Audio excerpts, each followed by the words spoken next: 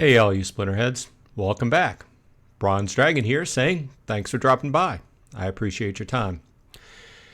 This video is a follow-up to my video last night about the banning that happened yesterday or recently, and the announcement that came out from Royal Eagle on that yesterday.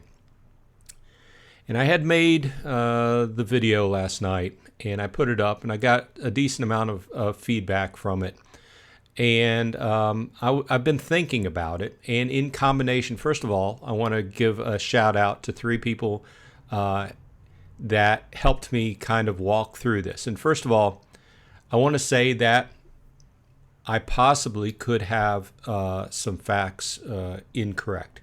If I do, and you know for sure with a citation, please go ahead and put it in the comments, okay? Because I want to correct everything if I'm making some wrong assumptions. But with that said, I did put a statement in the main Discord about this, and nobody clarified further if I was wrong.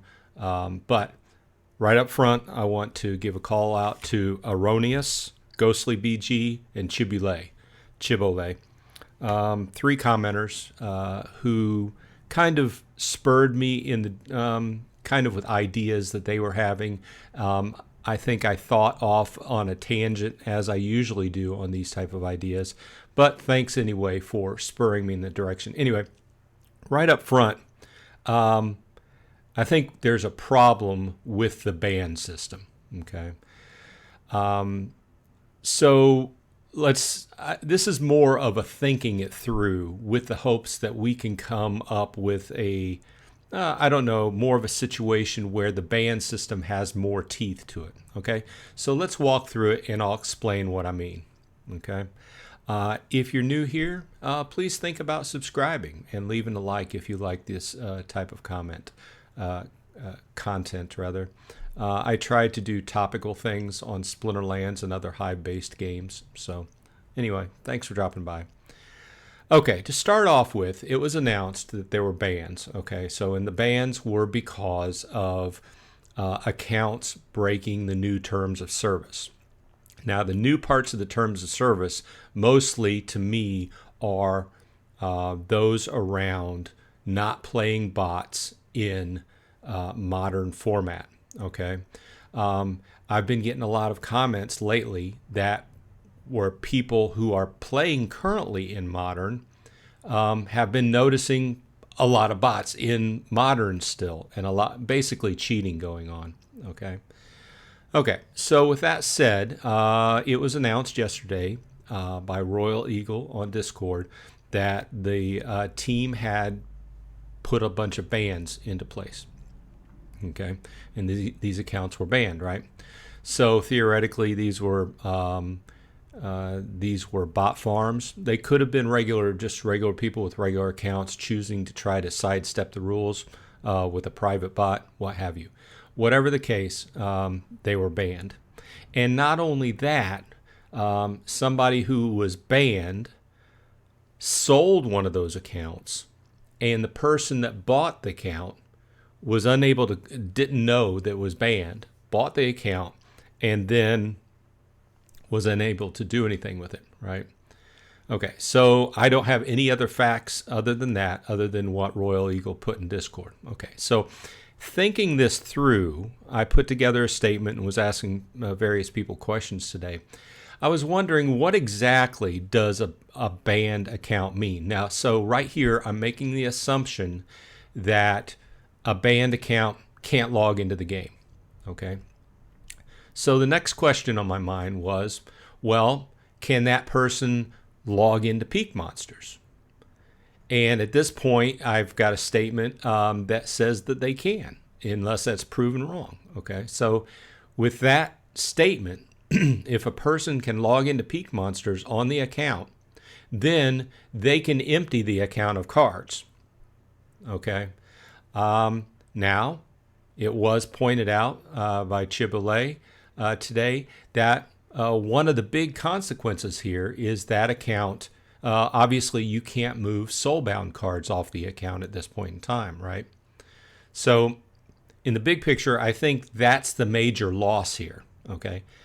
Because extrapolating this further, if I'm a botter and I got caught and I got banned, theoretically what I could do is I could sell that account, and in the time period after I sold and got the money for that account, I could empty that account of any cards I had bought, minus, obviously the soulbound reward cards, right?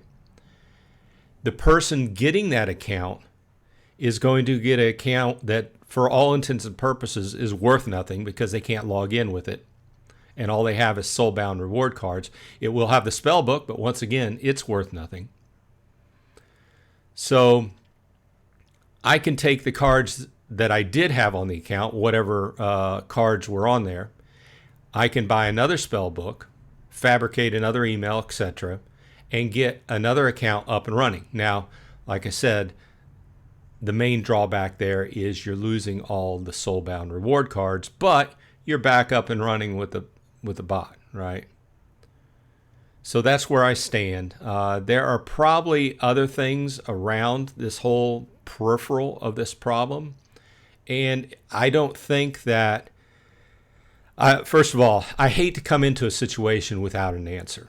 Okay, so one of the main ideas that Ghostly BG had come up with, and I like this idea, was the idea around actually either putting some type of ban in on the actual cards that were on the account for either permanently or for some time period, right? And that's just an idea, because each one of these NFTs has an identification number, and it's on the blockchain. So, and it's identified, it would have been identified with that certain account at a certain point in time.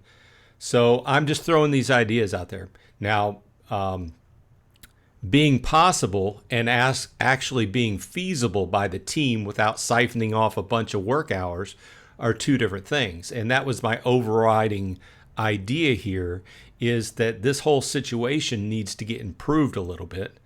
First of all, one of the main things around having an NFT game is buy, sell, trade. So buying an account, selling an account should be one of the things we should be able to do. But at the same time, if I'm buying an account, there should be some way I can check in-game or in Peak Monsters to see if that account is banned. I think that's the very minimum thing that we need, okay? Like I said, I don't know how much work is involved. I would hope that over time the team would work on improving these type of situations. Obviously, you don't want to take too much time out away from your main projects that are going on right now that everybody's mostly concerned with. And there may be some other identifying factors that they're keying off of for security, such as, IP address is so easily spoofable. Domains as far as email addresses coming from, where people are generating large amounts of email addresses. There's a lot of different things that they can do, right? And I'm just trying to help the situation a little bit, because what I can foresee is not much of a penalty for running bots, other than losing your soulbound reward cards. I understand the whole idea is to generate those soulbound reward cards so the accounts can play better.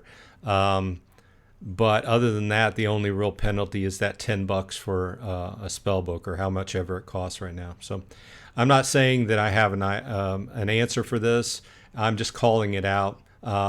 Maybe I'm worried about something that I've been accused of being overly worried about little things like this, but I don't consider it little as far as security goes and keeping people from getting scammed, as well as trying to cut down on the massive bot farm situation. So let me know what you think in the comments. Once again, thanks for dropping by. Please leave a like and subscribe if you like it. Otherwise, I hope everyone on your side is happy and healthy, and I will see you on the flip side.